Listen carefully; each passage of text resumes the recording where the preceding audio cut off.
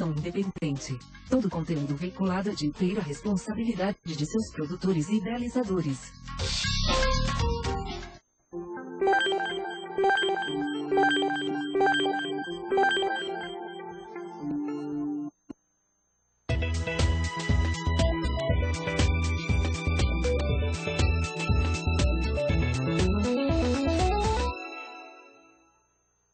Boa tarde, programa Sob Nova Direção começando agora e estamos ao vivo aqui na AltV. Quem não está no chat ainda, por favor, entra lá e façam perguntas, porque hoje nós estamos aqui com a personalidade de primeira grandeza, que é o Ari Antônio da Rocha, projetista do Aruanda, primeiro carro conceito brasileiro. E no ano de 63, o jovem Ari Rocha, estudante de arquitetura na FAO, e daqui a pouco ele vai falar mais sobre isso, idealizou um veículo de uso urbano, altamente econômico e com a proposta de baixa emissão de poluentes. Até parece que a gente está falando dos dias de hoje. São sempre os mesmos dias. É isso aí. Seja bem-vindo, Ari. Mudam as pessoas. É bem isso aí. Então, seja muito bem-vindo ao programa. Obrigado. Muito obrigado pela sua participação aqui. Eu deixei um pouco do resto da história que eu tenho aqui para ler para você, falar para os nossos internautas. Tá. E a propósito, a gente já tem aqui Babu, Paulistano, Paulo, Tanque Rex, tem o Nome 34, o Alê e Jalves, todos aí conosco. Tem um monte de gente já. Muito bom. E gente que te conhece aqui, inclusive. Eu sei. Pelo nome eu vi que eu vi. Então, bem bacana. Por favor, seja bem-vindo. Pior ainda, a responsabilidade fica maior. É verdade. Mas essa você tira de dentro. Mas em termos objetivos, a ideia foi um pouco complicada ao seu tempo. Eu tinha uma intenção, antes de ir para a universidade, de poder fazer um carro e levar para o Salão de Turim. E um professor resolveu fazer uma enquete, nessa época chamava-se científico, não, pré-universitário, e ele disse: eu queria saber qual é o sonho de vocês. Eu disse.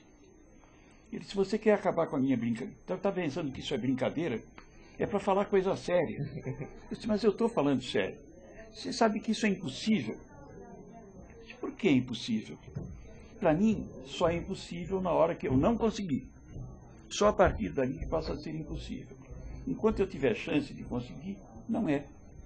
E ele achou que eu estava brincando, até se zangou comigo. Alguns anos depois, eu levei o carro, apresentei no Salão de Turim, ele veio, chegou e disse: eu achei que você estava brincando. No fundo eu estava, porque era quase uma brincadeira imaginar aquela possibilidade. Que maravilha. Mas eu fui para a universidade e aconteceu, como eu gostava disso, eu me apeguei com a coisa. E eu acredito que a única maneira de fazer bem é quando você faz com todo empenho. Não basta você estar só envolvido. Você tem que se comprometer com as ideias. E eu vou até o final. Eu costumo brigar pelas minhas ideias até que possa. Brigar pelo meu sonho. E o meu sonho era esse. Então eu comecei a trabalhar nessa direção. Dei o Pininfarina e o guia ao Brasil, por um júri do Prêmio Municipal Meira da Alcântara Machado. Em 62, eu estava com 20 anos, e eu fui convidá-lo para falar com a gente na universidade. Imaginando que ele lá na USP. Imaginando que ele ia dizer não. Para minha surpresa, ele disse sim. E me deixou desarmado, né, porque eu estava com 1000 argumentos para tentar convencê-lo, eu não precisava usar nenhum. E ele foi. Eu tenho até uma imagem, não sei se... Pode mostrar. Acho que eu coloco aqui. Você tem aí a chance de... Olha aqui. Quase então, igual, não mudou muito. Isso é na sala de aula. Né? Deixa eu ver aqui. Olha aí. Na sala de aula a gente estava, ele fez a palestra para a gente na sala. Então foi muito interessante, porque o Pininfarina era uma espécie de monstro internacional. Todos respeitavam, conheciam, tinham história. E eu conheci, então, as pessoas dos veículos de comunicação. Um deles, o Expedito Marazzi, da Quatro Rodas, que se tornou meu amigo a partir daí. E acabou meu amigo tão próximo, que a gente corria em dupla, em Interlagos, que a gente... Foi meu padrinho de casamento, essas coisas. Bem, amigo. Então, esse processo é de comprometimento. E numa aula de urbanismo, o professor mostrava o projeto do Prestes Maia, para desapropriar áreas para fazer avenidas. Eu questionei, eu disse: desapropriar áreas significa tirar as pessoas para pôr carros. eu adoro automóveis, mas eu acho que a prioridade na cidade é pessoas. Ele olhou para mim assim, meio assustado, né? Ele disse, qual é a alternativa? Eu te desafio a me mostrar uma alternativa. Aí começou a nascer o Aruanda. Olha só. E o Aruanda, então, esse é um dos primeiros Então essa desenhos, foi né? a sua motivação aí. É. O Olha o motivador Aruanda aí. foi uma disputa, foi um desafio. Uhum. E esse professor, Lauro Birgos, depois acabou sendo até da minha banca de doutorado, também muito amigo. Bacana. Eu tinha até pedido pro pessoal colocar umas fotos aí que eu mandei pro Lucas. Será que... Paulo, dá uma olhada lá depois. De qualquer maneira, eu mandei essa proposta, que nasce numa discussão, num debate, para o Prêmio Lúcio Meira. Aqui tá você num... Algumas imagens. Então, como a gente falou, tem as imagens ali. Tá, ok. De qualquer maneira,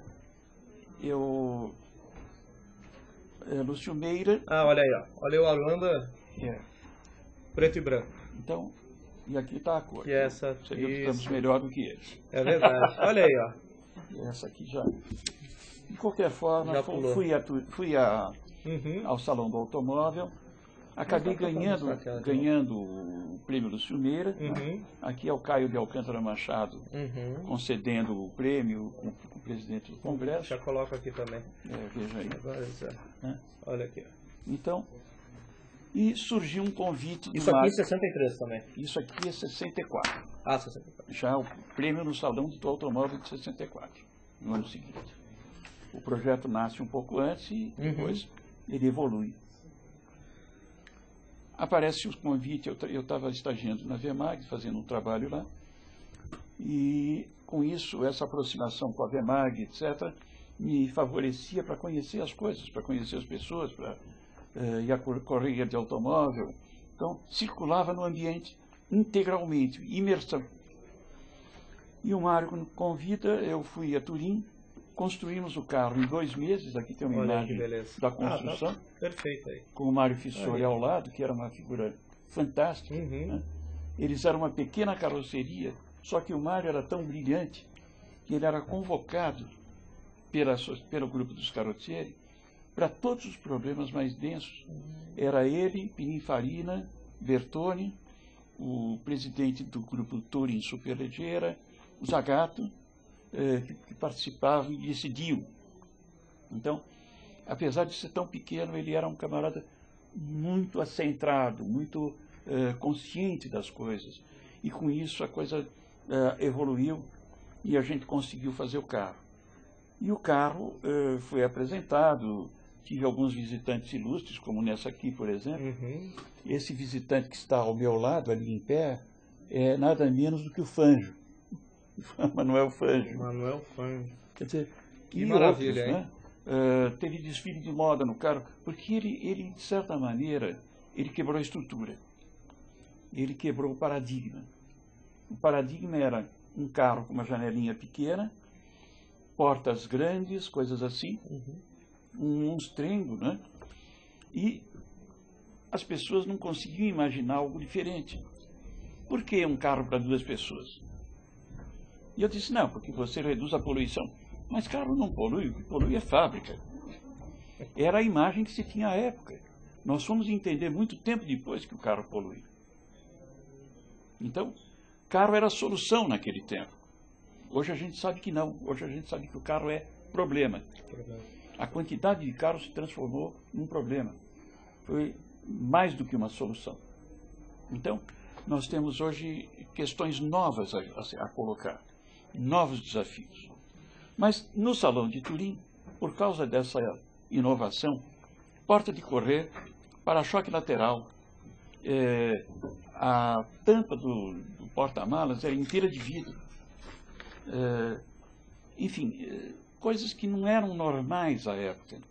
Uma estrutura formando uma proteção, como eu corria de automóvel, o que eu fiz? Uma proteção era um Santo Antônio. Então você tinha uma estrutura bastante eficaz num caso de acidente. E o para-choque lateral então protegia, porque nós fomos pesquisar e verificamos que grande parte dos acidentes urbanos, a pessoa que tomava a pancada de lado, era numa esquina, né? Tomava a pancada de lado, quem estava sentado naquele banco se machucava. Tinha problema no quadril, quebrava a perna, porque o carro da lateral batia. Então, o para-choque lateral reduziria esse impacto. Você vai dizer, nossa, mas que invenção? Nada, nada. Observação. Esse é o segredo. O segredo é observar. Eu verifiquei que naqueles parques de diversão tinha os carrinhos de bate-bate. Aqueles carrinhos elétricos que parece que tem um suspensório e que você vai batendo nos outros. E não acontece nada. Então, por quê? Eles têm um anel em volta. O anel. Agora, não fiz um carrinho de bate-bate, claro. Tive vontade, mas não fiz. Eu imagino que iam dizer. E quando eu disse que ia para a Itália, com o prêmio no Sumeira, o que eu ouvi você nem imagina. Inclusive das pessoas que contam na área. É um aventureiro. Esse camarada, isso é um sonho de menino. Imagina se ele vai conseguir ter um carro no Salão de Turim. Isso é impossível. Aquela história. É impossível até que eu brigue e não consiga. Se eu briguei tudo que tinha que brigar, não consegui, aí para mim ficou impossível. 5 anos tentando fabricar o arame em série. Não consegui. Não posso acertar todas. Aliás, eu não acerto quase nada. Eu tenho um índice alto de acerto. Eu acerto uns 10% das coisas que faço. Tá bom. Alto mesmo. Alto mesmo. Se fizer bastante coisa, então, esses 10% você tem que fazer muita coisa. Então, o 10% cai em Maruanda, de repente, cai em outras coisinhas também. O metrô da linha leste-oeste, aqui da Janela Grande, coisas assim, caíram nos 10%. Olha aí, que beleza. Então, no salão, selecionaram o carro mais criativo. Já estava correndo, a revista, o jornal Corriere della Sera deu de primeira página a abertura do salão dizendo: "C'è l'auto spaziale, la Gemini per terra." Tem um carro espacial, uma Gemini que anda no chão. Tinham acabado de lançar a Gemini, né, a cápsula Gemini. Então isso sai na capa do jornal mais importante da Itália, uma espécie de Folha de São Paulo. Bom, aí vai todo mundo para ver o carro espacial. E chega um menininho para mim e disse: "Veio mesmo do espaço?" Eu disse para ele: veio. É que eu sonho muito, então a minha mente vai lá para as estrelas. Aí eu trouxe esse carro na minha mente. E o menininho disse: "Ah, e como é que fez para ficar inteiro aqui?" Como materializou esse sonho, né? Bom, selecionado como o carro mais criativo pelos carrozzieri, no pranzo dei carrozzieri, no almoço comemorativo dos carrozzieri, na abertura do salão, eu não ia. Eu tinha 23 anos, eu falei: "Tá louco? Uma velharada toda lá, uns caras chatos." E o Mário Fissoli: "Você tem que ir." Eu disse: "Rapaz, eu não combino. Eu sou criança, eu sou... lá eu vou ficar deslocado." "Você tem que ir. Você não pode fazer uma desfeita. Eles te mandaram um convite especial." "Tá bom." Fui por causa disso. Eu não sabia, ele sim. Aí chegou a Pininfarina, estava fazendo a homenagem do carro mais criativo, do projeto mais inovador, e eu ganhei a capa da revista dos Carrozzieri, Carrozzieri Italiano. Então ele foi para a capa, 47º Salão do Automóvel. Essa revista existiu uns 15 anos, 20 anos talvez, e foi a única vez que saiu um carro não italiano na capa. Olha só. E essa aqui é de 65, né? Essa é 65. É o Salão de Turim. Olha aí, ó, que então isso aqui é a capa da revista. E uma brincadeira do Bertone, que estava também no pranto, já propus de mudar o nome para Carrozzieri Brasiliano. E essa foi ótima. Ari, deixa eu dar uma atenção para os nossos internautas aqui, ó. O Jalves está perguntando se você trabalhou com o Gurgel. Olha, eu fiz algumas coisas pro Gurgel, mas o Gurgel era muito mais meu amigo do que uma pessoa com quem eu tenha trabalhado. Eu conheci o Gurgel, aluno de arquitetura, querendo fazer um capacete diferente, porque eu achava que aqueles eram umas porcarias. Quase que eu falei merda, hein? Não pode falar, né? Pode falar, liberdade. Não, eu não falei isso. Eu não tô... Eu fiz questão de avisar. Não falei merda, não, hein? Não falo essas coisas. Ótimo. Mas, de qualquer maneira, o Gurgel era uma pessoa de uma extrema generosidade que as pessoas muitas vezes não conheceram. Eu queria fazer um capacete diferente, eu fiz um molde em gesso, depois tirei um molde em fibra para poder moldar e fui falar com ele, porque ele tinha uma fábrica que fazia carros em fibra de vidro. Ele mesmo laminou, mandou revestir, forrar e me deu de presente. Olha. Então, uma generosidade que, para um menino, para um estudante de arquitetura, foi um negócio muito importante, porque ele era um camarada, nessa época que fazia mini-carros, coisas assim. Então, aproveitando o Tank Rex está perguntando aqui o seguinte, até onde sei, o primeiro carro conceito brasileiro foi o Gurgel, projetado pela Amaral Gurgel. Olha, na verdade, o problema vamos entender. Uhum. O Aruanda o projeto é de 63. Em 1963, o Gurgel fazia um mini Carmanguia e um mini bug. E nós tínhamos amizade desde um ano antes, em 62, quando eu comecei a correr. Então, quando ele foi fazer o BR, que seria um carro conceito, foi o primeiro conceito fabricado em série. E foi para a série. Inclusive, ele brincou comigo, disse: vou fazer teu carro, hein? Eu disse: pô, então me convida para fazer o projeto. Eu disse: não tenho dinheiro para pagar. Se alguma vez você me pagou alguma coisa... então fica tudo sabe, bem. Nós brincávamos muito. Eu dei aulas depois em São Carlos, na Escola de Engenharia da USP, e o Gurgel ia me pegar, minha aula era sexta-feira, estava na pós-graduação, ele me pegava na sexta-noite, jantávamos, e íamos para Rio Claro. Eu ficava no apartamento dele na praça. Aliás, um lugar, era primeiro andar, eu falei: nossa, tinha uma árvore na frente maravilhosa. Beleza. E a gente passava o sábado trabalhando. Então, o Gurgel vai fabricar muito tempo depois um carro, porque esse conceito se difundiu. Em 67 já tinha aparecido a Rowan Guia, feita pelo Giugiaro. E aí por diante, você vai ver que em 85, o primeiro carro de forma de cunho que sai ao público é a Renault Espace, que é uma minivan. Então, isso foi acontecer 20 anos depois. É esse mais ou menos o desfecho. tempo. Aí você vai dizer: puxa, você estava à frente do tempo. A droga é essa. Bem à frente, né? Não, a droga é essa. E se eu tivesse no tempo, meu carro tinha sido feito e eu tinha ganho dinheiro. Mas olha, hoje aqui para São Paulo seria perfeito. Não sei. Eu acho que perfeito é transporte público. Também.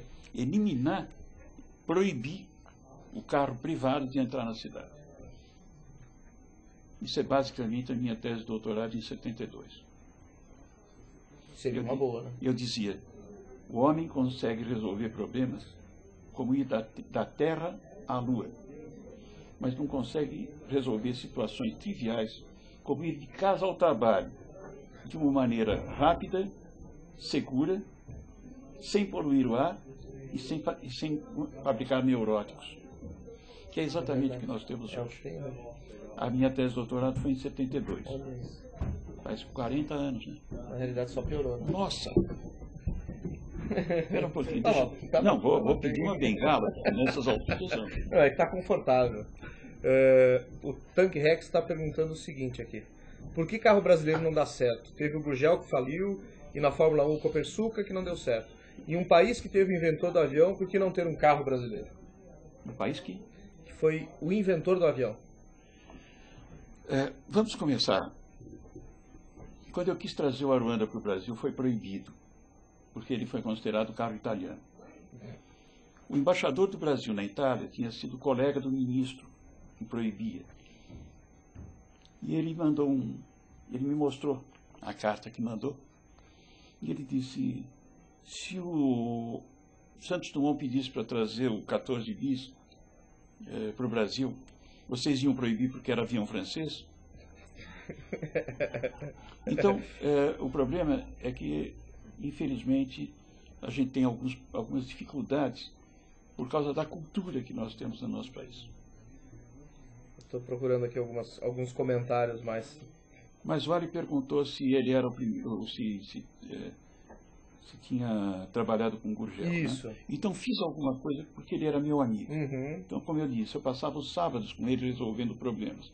Mas nunca rolou emprego, dinheiro. Não foi efetivada. E o Gurgel foi o primeiro carro conceito construído com base no conceito do Aruanda. Então, isso é interessante. O conceito foi 20 e poucos anos antes. Legal. Muito bem. Vamos contar um pouquinho de história, então. Em 63 você ainda era estudante, né, que você falou. Foi. E esse prêmio aqui foi a revista saiu em 65. 65 é Salão de Turim, já. Tá. 64 é o prêmio do Suneira aqui em São Paulo, no Salão do Automóvel de São Paulo. Eu tive sorte, porque o júri era um júri técnico.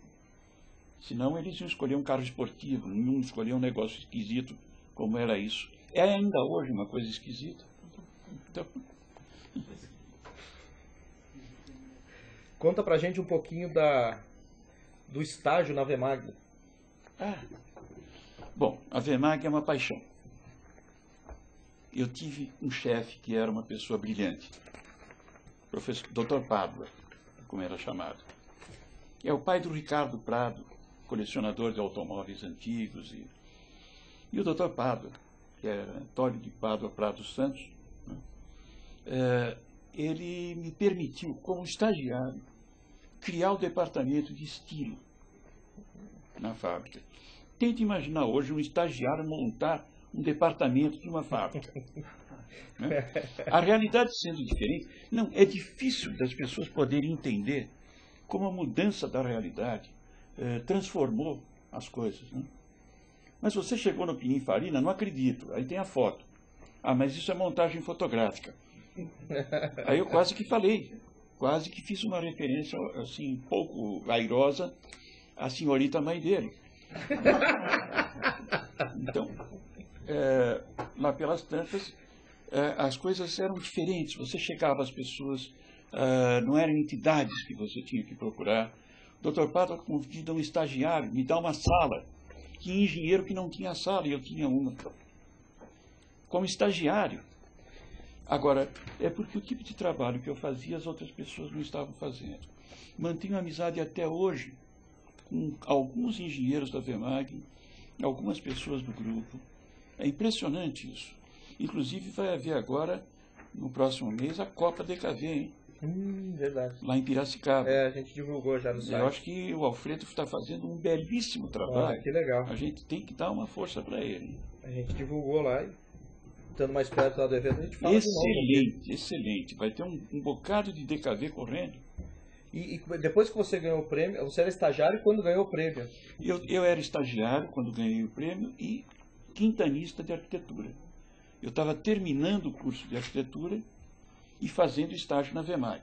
E o pessoal ficou muito mais satisfeito então, com o teu trabalho? Olha, o Pádua, que é um bicho do mato, que nunca vai às reuniões sociais, foi ao prêmio. Olha só. Então, seu conceito aumentou dentro da Vemag. Mas a Vemag estava fechando. Então, eu participei junto com ele da escolha do que seria o meu continuador, porque eu ia para a Itália. Ele sabia. Então, entrou Mora, Luiz Nemorino Mora, que depois foi trabalhar na Willis também, ou na Ford, no caso. Nós temos uma pergunta aqui que eu acho que cabe para a plateia, que hoje a gente tem plateia aqui. Sejam bem-vindos também, esse pessoal da plateia. Olha aí, ó. Querem se apresentar? Querem ir para o Plá? Vamos lá. Qual é o plateia? Será que vai ouvir daqui até aí? Não, mas tem aqui perto. Tem aí, ó.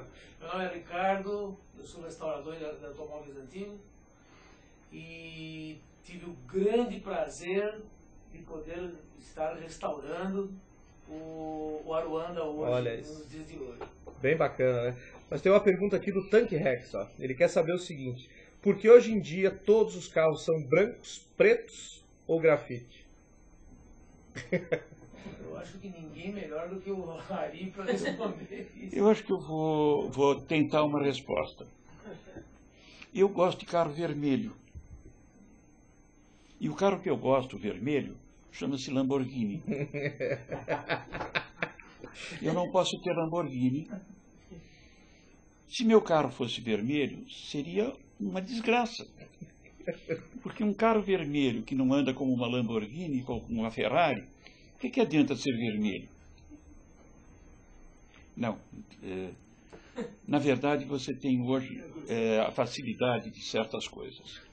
O carro branco, nem tanto, é mais para táxi mesmo, mas você tem ou preto ou prata, né? E são os carros mais valorizados no mercado, efetivamente. Até porque eles não são comprometedores. Então, se você tem um carro colorido, se você tem uma série de coisas, a tua limpeza de carro fica mais... a tua visibilidade numa cidade onde a segurança é muito baixa, fica muito aumentada. Você sabia, por exemplo, que tem mais assaltos a carros lavados, carros limpos, do que a carros sujos? Pois é.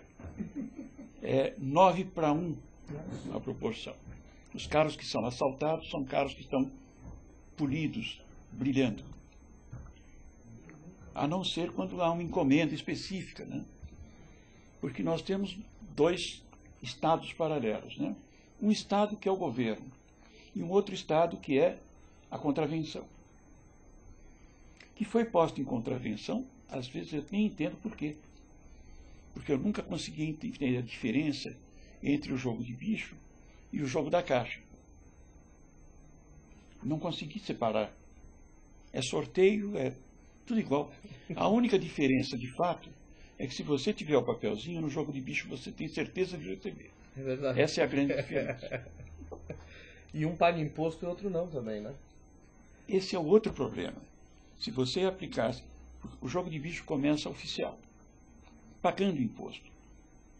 A VEMAG nasce a partir do trabalho de um bicheiro que cria um grupo financeiro, o Grupo Novo Mundo, e as organizações Novo Mundo VEMAG vêm a partir disso. Já ouvi críticas. Ele era bicheiro. Na época, ele era simplesmente uma pessoa que tinha um negócio formal, oficial, legítimo, que era jogo. Hoje, só certas pessoas conseguem o privilégio de ter. Então, acabou virando uma questão de privilégio. É o problema da nossa cultura. Você privilegia algumas pessoas em detrimento de outras. Mas, de qualquer modo, retomando, então, porque senão nós vamos entrar aí Entramos numa outra entrevista, numa outra... O carro, ele tinha uma característica muito especial, só para... aqui dá para comparar com outros veículos, né? Dá para percebê-lo no meio de dois carros e perceber o tamanho praticamente do vidro dos carros, né? E além disso, o tamanho, a largura dele dá quase 3 carros dos outros, né? Dá 2 pelo menos, né? E como tem a porta de correr, não tem problema de espaço lateral. Mas, isso aí só para fechar esse bloco, né? O bloco Turim, que tem aqui só o presidente do Senado australiano fazendo uma proposta para a gente fabricar na Austrália com motores elétricos, motor carro. Ele foi previsto com a possibilidade de 2 motores elétricos, um em cada roda traseira. E justamente sobre o motor elétrico que o pessoal está perguntando aqui também. Não, é claro. Então ele foi previsto... Eu perdi a pergunta, o que você acha, né, sobre o carro elétrico? Tanto que em 65, 66 já isso aqui, porém, estava lá uma proposta de fabricar com motor elétrico carro que era previsto no projeto. Então você acredita que tenha futuro o carro elétrico também? Não. Não. Vocês vão se surpreender, talvez, de eu dizer isso. Carro elétrico não polui, tecnologia limpa. O carro elétrico andando, o motor não polui. Mas o que eu preciso para fazer esse motor andar? Ele precisa ter baterias. Como é que eu fabrico baterias? Você conhece alguma fabricação mais poluente do que baterias? Segundo, depois de usar, porque eu estou tendo, digamos, 6 baterias para terem muita eficiência, e não serão de chumbo, que não é tão poluente, serão provavelmente de cádmio, de níquel. Bem, nióbio, nós vamos talvez encontrar soluções bem melhores, bem mais eficazes. Depois de um ano, a bateria, usando continuamente, vai esgotar sua vida útil. Ela é um processo químico. Use você chumbo ou não. Um ano, 2. São Paulo hoje tem quantos carros? 7 milhões, né? 7 milhões. Vezes 6 baterias por carro, 42 milhões de baterias. Onde é que eu descarto isso? E ela não pode ser reciclada? Não dá. Não há como. Fora a reposição, né? Fora o mercado de reposição. Não, fora os carros novos que vão entrando. Que vão entrando todos os dias. Então, é muito interessante, mas eu tenho a impressão que nós vamos dar um salto atropelar. Os carros começaram elétricos no século XIX. Depois que eles vão para o motor a explosão. Nós temos muito mais experiência de carro elétrico do que de carro a explosão, em princípio.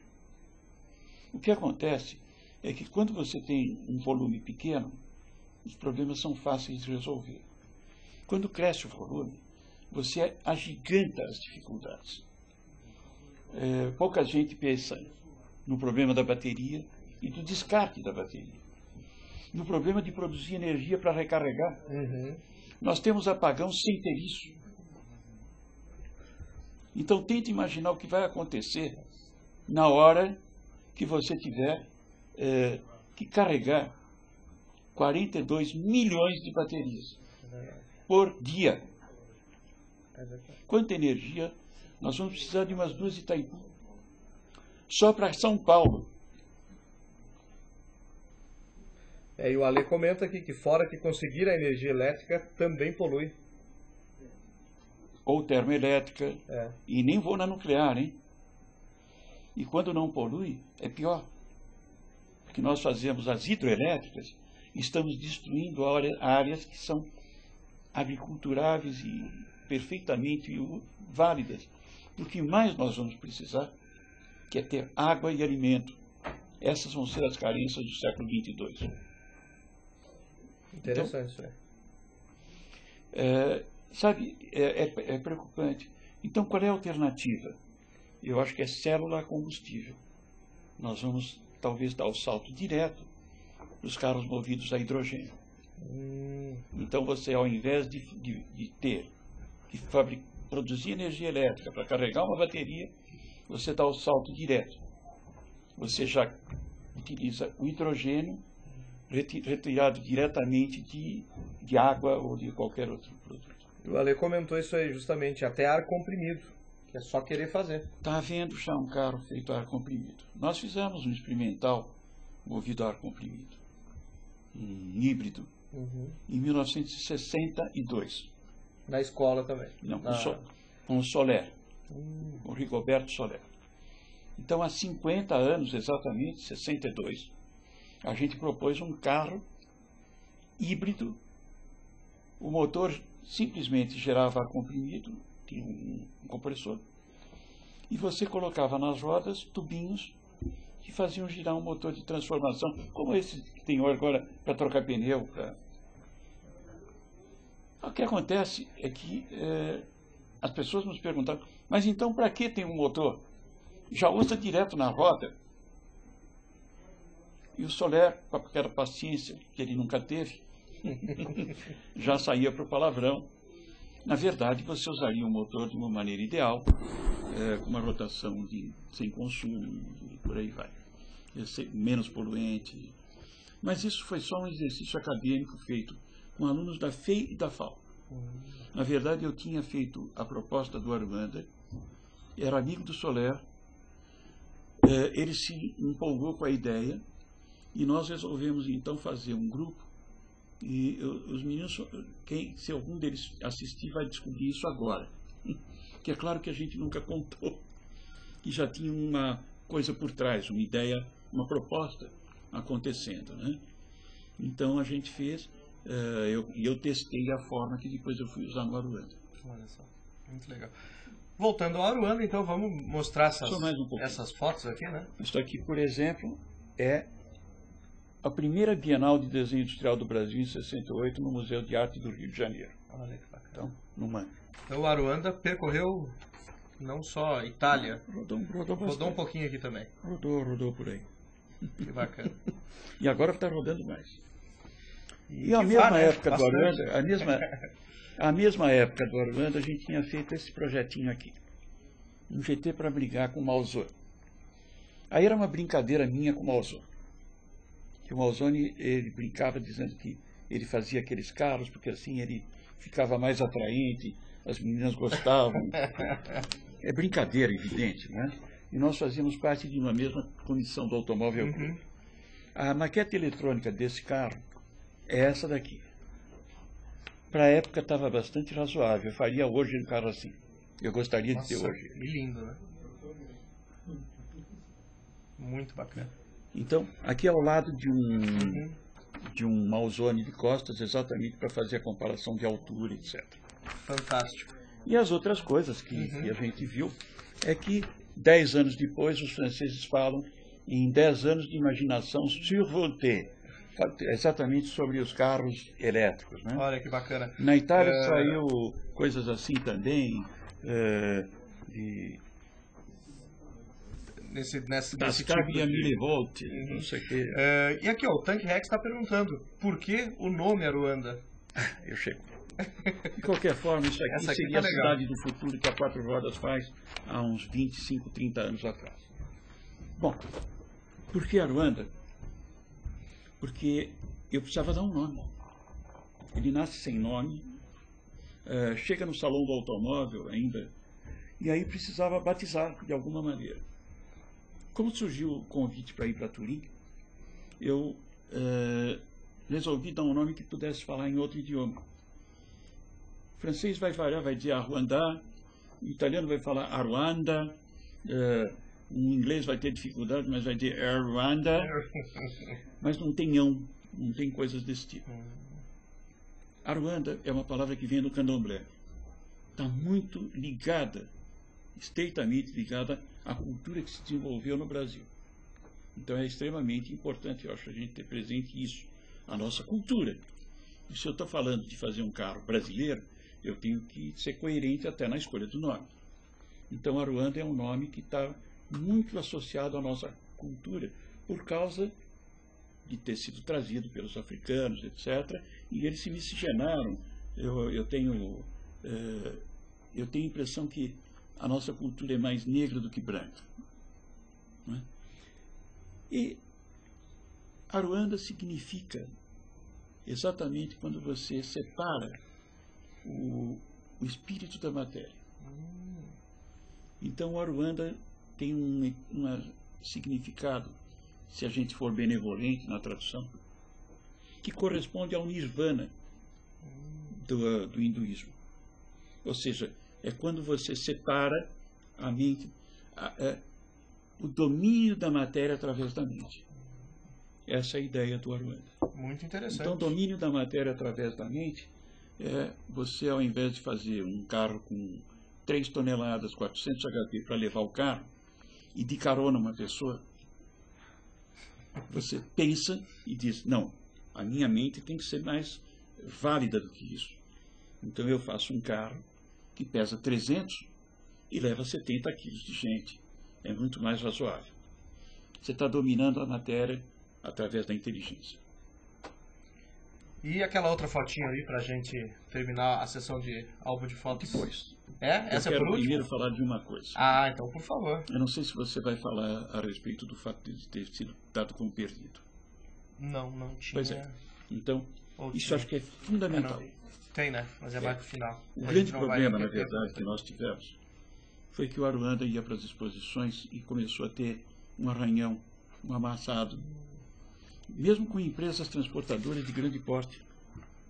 A Fink, por exemplo, que é internacional, amassou a frente do carro no transporte, talvez não tivesse bem preso, para levar exatamente para a Bienal do Rio de Janeiro. E quando chegou lá, eles desceram o carro. Eu não estava, evidentemente, no prédio da Bienal do Rio de Janeiro. E depois tive problemas de uma miséria que custaria por aquilo um dia. O senhor pode provar que fomos nós? Eu disse, não. Porque, veja bem, porque nós somos um transportador internacional. Por que vocês não pagam logo e não me enchem tanto o saco? Não, mas veja, porque tem que fazer um processo, tem que... Aí deixa. Eu acho que eu estou melhor de dinheiro que vocês, eu mesmo pago. E o carro foi para fazer reparos numa oficina. Houve uma enchente do rio Tamanduateí, e o rio Tamanduateí carregou o pátio de estacionamento desse lugar. Os carros ficaram boiando, tinha fotografias nos jornais. A Puma começou a acabar aí. O pátio deles foi corroído pelo rio. Os carros ficaram boiando na água. E o Aruanda desapareceu. Eu estava morando fora, e a pessoa que ficou com cuidado do carro disse que não sabia o que aconteceu. Ele foi atrás, não achou. 30 anos depois, uma pessoa de Itatinga liga para minha casa, eu estava fora, circunstancialmente estava fazendo uma palestra em Barcelona, cidade que eu sou apaixonado. Quando eu chego de volta no dia seguinte, às 5 da manhã, morto de cansaço daqueles voos horríveis que a gente faz, com um banco que vem assim e você fica com medo que vai te afogar, né? O banco vai descer no teu peito, vai te... É verdade. Mas, de qualquer forma, eu aguardo a chamada dele, ele ficou de chamar de novo. Isso aqui é Júnior, de Itatinga. O seu carro está comigo. E que eu tinha dito para minha mulher, isso é trote. Quase que eu dou uma desandada no cara, mas não. Falei, pera, deixa eu ver até onde ele vai. Eu já tinha visto pelo Bina que era ali da região de Botucatu. Fomos.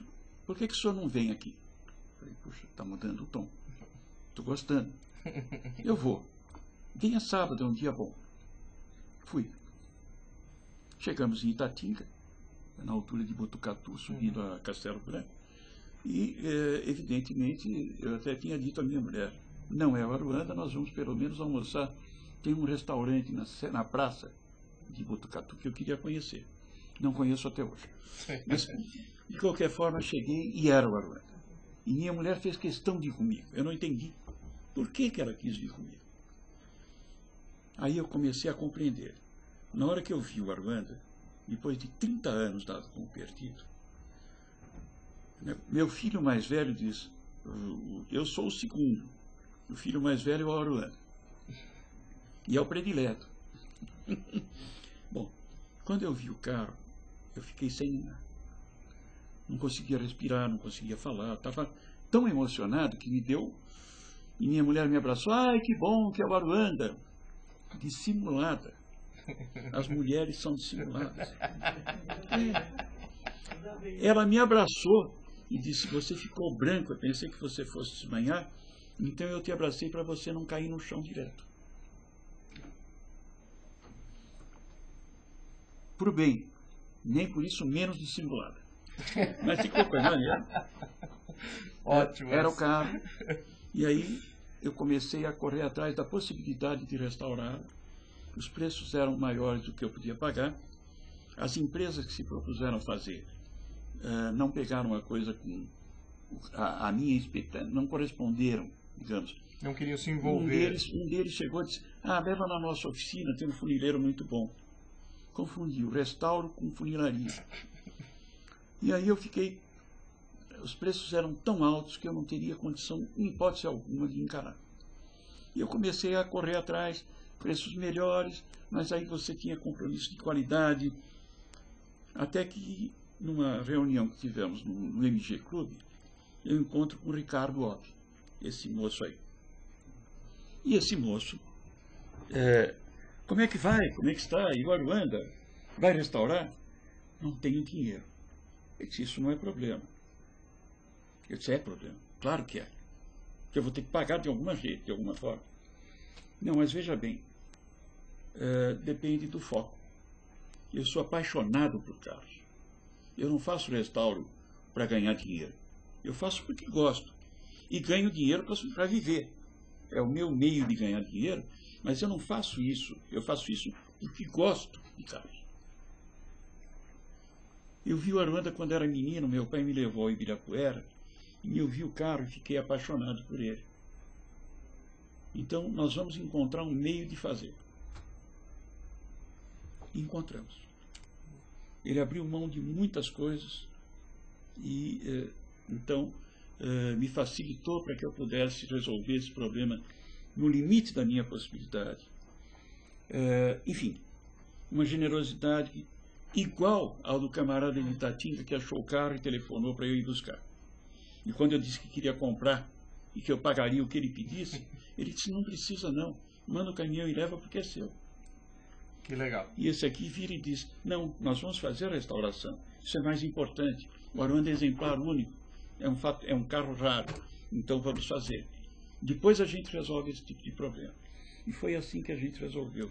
Olha, então eu 2 vezes tive um sério problema, porque eu tinha durante toda a minha vida, 60 e tantos anos, criado aquela perspectiva, aquela minha noção de mundo, de que as pessoas são más, e que a sociedade não vai resolver os problemas, e de repente eu tive 2 provas no contrário.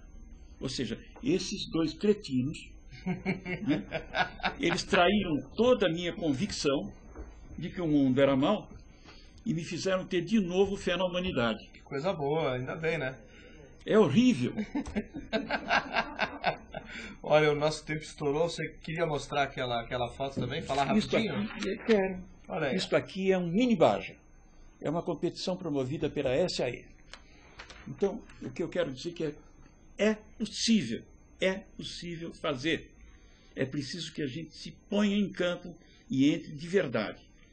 Não basta ter vontade, tem que ter conhecimento. Só com informação e vontade ninguém faz nada. Sem conhecimento as coisas não avançam. Montamos uma equipe numa universidade no Rio Grande do Norte para competir. O reitor disse, vocês vão nos fazer passar vergonha lá em São Paulo. Imagine se vocês têm condição de brigar com o FEI, com o USP, Vieram, brigaram, na 3ª participação venceram. Foram para os Estados Unidos, onde a competição já existia há 30 anos, e ganharam. Foi a primeira vez que um veículo não norte-americano ganhou. Ganharam essa, a FEI ganhou depois, enfim. Nós temos a certeza de que, se você tiver vontade, e se você for firme no teu propósito, e tiver conhecimento para dar suporte a isso, a gente faz. Maravilha, então. Agradecemos muito a sua gentileza em vir aqui. Eu nessa sexta-feira 13. Vocês. E eu acho perfeito. Sorte, né? E espero vê-lo mais vezes aqui. Vê-los, né? Os 2. Eu acho eu pensei que o Ricardo fosse também participar, porque ele tem... Mas participou. As histórias que ele tem para contar... Uma pergunta rapidinha. Por favor. Não, eles vão te matar, mas é ali fora. Ari, com esse transbordar de conhecimento todo que você tem, você não pensa em a gente fazer uma releitura do Aruanda? Eu tenho muita vontade. Muita vontade. Sim. Mas não é por um motor no Aruanda que vai resolver. Não, teria que fazer uma releitura. A tecnologia, em quase 50 anos, é totalmente diferente. Os conceitos modificaram, os problemas modificaram, hoje estão muito mais dramáticos, e eu acho que hoje a gente poderia pensar em algo muito mais à frente. O Aruanda é o passado, 50 anos. É muito tempo. O mundo mudou. Tudo mudou. Não adianta a gente pensar naquela ideia que passou.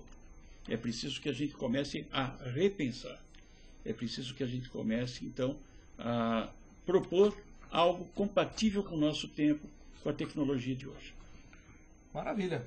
Muito obrigado novamente. Falamos hoje com o Ari Rocha, projetista do Aruanda. Então, semana que vem o programa Sob Nova Direção está de volta. Até lá.